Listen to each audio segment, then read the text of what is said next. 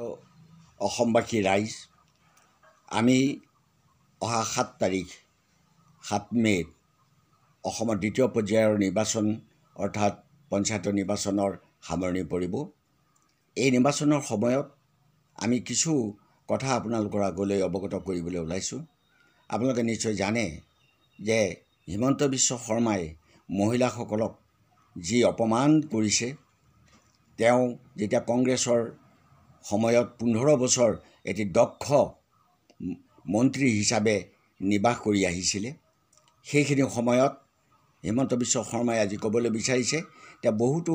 গাভৰু মহিলাই সেইখিনি সময়ত তেওঁলোকৰ পিৰিয়ডত আৰু তেওঁৰে বোধহয় একক প্ৰচেষ্টাতেই বহু মহিলাই চাকৰি পাইছিলে। আজি সেইসকল মহিলাই বক্ৰপথে বুলি শব্দও নকৈ তেওঁ সতীত্বৰ বিনিময়ত চাকৰি পাইছে বুলি গোটেই মহিলা জাতিক এটা ডাঙৰ অপমান কৰিছে হিমন্ত বিশ্ব শৰ্মাই। আৰু সেইকাৰণে মই ক'বলৈ বিচাৰিছোঁ, মই আইৰ পৰা জন্ম হৈছোঁ আৰু মই আইক সদায় শ্ৰদ্ধা কৰোঁ, আৰু আইক এনেধৰণৰ অপমান কৰা মই কেতিয়াও মোক সহ্য কৰিব পৰা নাই আৰু সহ্য নকৰোঁ। এই মহিলা জাতিটোক হিমন্ত বিশ্ব শৰ্মাই এনেকুৱা এক অপবাদ দিছে, যিটো অপবাদ তেওঁ অক্ষমনীয় অপবাদ হিচাপে আপোনালোকেও গণ্য কৰক, আমিও গণ্য কৰিছোঁ। আপোনালোকে নিশ্চয় জানে যে অৰুণোদয়, লাখপতি বাইদেউ এইবিলাকৰ কাৰণে আজি আমাৰ অসমৰ মহিলাসকলক গাঁৱে গাঁৱে চুকে চুকে এক এনেকুৱা বাতাবৰণৰ সৃষ্টি কৰিছে, তেওঁলোকে যেন ঘৰ বাৰী নাই, তেওঁলোকৰ যেন কাম বন নাই, তেওঁলোকৰ যেন কৃষি খেতি বাৰ্তা এইবিলাকৰ কথা নাই। আজি কেৱল মাত্ৰ হিমন্তই যি কয়, ঘূৰি ফুৰিছে এই নিৰ্বাচনৰ বেলিকা, ঘৰে ঘৰে গাঁৱে গাঁৱে কেৱল মহিলাসকল দৌৰি ফুৰিছে। ইয়াত মই বেয়া পোৱা নাই, আমি বাৰু লাজ কৰিব লগা নাই, কিন্তু লাজ কৰিব লগা হৈছে যদি কাইলৈ হিমন্ত বিশ্ব শৰ্মা যদি ক্ষমতাৰ পৰা আঁতৰি যায়, তেতিয়াহ'লে অৰুণোদয়, লাখপতি এই বাইদেউসকলক তেওঁ যদি ক'বলৈ বিচাৰে মোৰ পিৰিয়ডত মই এনেকৈ টকা দিছিলোঁ, সেই তেখেতসকলে সতীত্ব বিক্ৰী কৰি এই ধন লাভ কৰিছিল, নিশ্চয় তেওঁলোক হিমন্ত বিশ্বই নোকোৱা কোনো মানে নাই। গতিকে এই অপবাদটোৰ পৰা যাতে আপোনালোকে সাৰিব পাৰে, আপোনালোকৰ গণতান্ত্ৰিক অধিকাৰ আছে, আপোনালোকৰ গণতান্ত্ৰিক এটা মন আছে, চিন্তা আছে। আপুনি সেই গণতান্ত্ৰিক চিন্তা আৰু মনেৰে সৈতে আপোনালোকে যেন নিজক পৰিচালনা কৰি, নিজৰ বিবেকক পৰিচালনা কৰি কাক ভোট দিব লাগে নেলাগে আপোনালোকে নিজে চিন্তা কৰি লোৱাটো ভাল। গতিকে আপোনালোকে হিমন্ত বিশ্ব শৰ্মাই বিজেপিক ভোট দিবলৈ কোৱাৰ লগে লগে আপোনালোকে যে মহিলাসকলে ৰাসক্ৰিয়াৰ দৰে ওলাই দৌৰি ফুৰিব, এইটো কেতিয়াও গ্ৰহণযোগ্য নহয়। আপোনালোকে চিন্তা কৰক, আপোনালোকৰ একোটা পৰিয়াল আছে, আপোনালোকৰ একোটা ডাঙৰ সংসাৰ আছে, সেই সংসাৰখনত জুই লগাই দি আছে। এতিয়া বিভিন্ন বয় বস্তুৰ দাম বৃদ্ধি কৰি, আনকি ঔষধৰ দাম 100 গুণ কি 200 গুণলৈকে বৃদ্ধি কৰিলে, সেইবিলাকৰ কি অৱস্থা হ'ব? আপোনালোকেতো মাত দিবলৈ পৰা নাই, আপোনালোকেতো একো মাত দিয়া নাই। আৰু বৃদ্ধসকলক আপোনালোকে এটা দাবী নকৰে কেলৈ? সকলোবিলাক মিলি হিমন্ত বিশ্ব শৰ্মাক নকয় কেলৈ যে এজন বৃদ্ধই 250 টকা পায়, 250 টকাত এটা ঔষধৰ দামো নহয়? কি কাৰণত সেই বৃদ্ধসকলৰ ঔষধৰ কাৰণে হওক বা বৃদ্ধসকল শেষ বয়সত জীয়াই থাকিবলৈ কাৰণে জীৱনদায়িনী ঔষধকেইটাৰ প্ৰয়োজনত হ'লেও তেওঁলোকৰ দৰমহাটো অকণমান বৃদ্ধি কৰাটো কিয় আপোনালোকে আজিলৈকে মাতা নাই? আপোনালোকে কিয় আজিলৈকে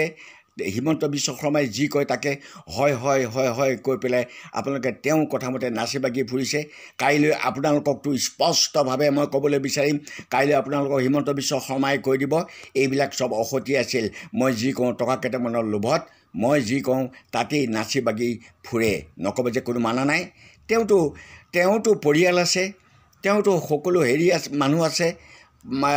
দীঘল তেওঁলোকৰ এটা লিষ্ট আছে মহিলাসকলৰ। মহিলাসকলৰ প্ৰতি তেওঁ ইমান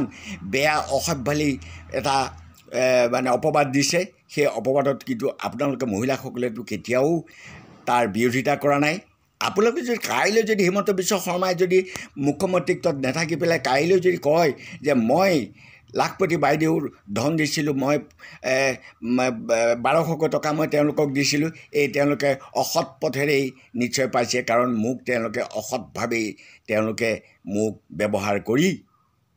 এই চৰিত্ৰহীন লেখীয়াকৈ ব্যৱহাৰ কৰি তেওঁলোকে মোৰ পৰা ধন বিচাৰিছিল আৰু মই দিছিলোঁ তেতিয়া আপোনালোকে ক'লৈ যাব আৰু এই মানুহটোৱে নোকোৱাটো কোনো কথা নাই এইটো মানুহটো আগবেলা এটা ক'ব ভাটিবেলা এটা ক'ব গতিকে সাৱধানে থাকক আপোনালোকৰ নিজৰ মগজুক বিক্ৰী নকৰিব আপোনালোকে নিজৰ মগজু মতে চলি কাক ভোট দিব লাগে বা নেলাগে আপোনালোকৰ গণতান্ত্ৰিক অধিকাৰ আছে ভোটটো আপোনাৰ অধিকাৰ আৰু আপোনালোকে কাৰো ঘৰ বাৰী এৰি থৈ এনেকুৱা এজন অসৎ প্ৰবৃত্তিৰ চৰিত্ৰৰ মানুহৰ কথা পাতে যেন আপোনালোকে নুঘূৰে আপোনালোকে নিশ্চয় কিছুমান কথা দেখি আহিছে তেওঁ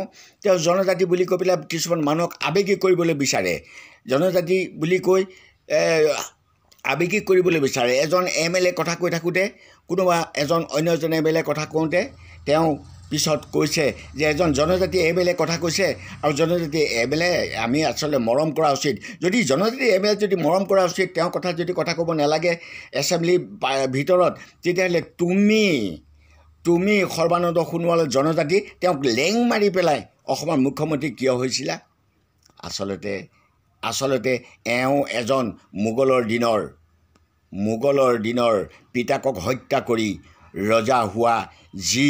আমি ইতিহাস পাইছোঁ এই হিমন্ত বিশ্ব শৰ্মাৰো যেন পিতাকক হত্যা কৰি ৰজা প্ৰৱণতা থকা এজন ব্যক্তি তাৰ ফলতে নেকি তেওঁ নিজৰ এককভাৱে মাটি বাৰী ঘৈণীয়েকৰ নামত পিতেকৰ নামত জীয়েকৰ নামত মাটি বাৰী ঘটি আজি সি এক বেলেগ ধৰণৰ অৱস্থালৈ গতি কৰিবলৈ তেওঁ কেৱল মাত্ৰ ক্ষমতাটোক ব্যৱহাৰ কৰিছে সেয়ে আমি ভাবোঁ হিমন্ত বিশ্ব শৰ্মা অপক্ষমতাৰ